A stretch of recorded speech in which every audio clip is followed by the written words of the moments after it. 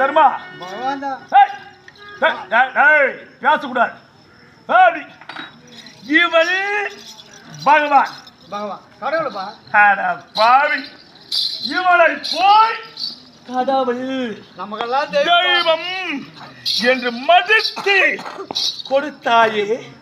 யாகத்தை பார்க்க அவன் என்னும் 55 நாட்டிலிருந்து மன்னாதி மன்னர்கள் மன்னர்களே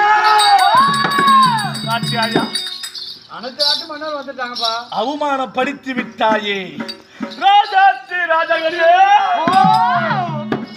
என் அண்ணன் தர்ம மன்னன் செய்தது தவறு ஆகையா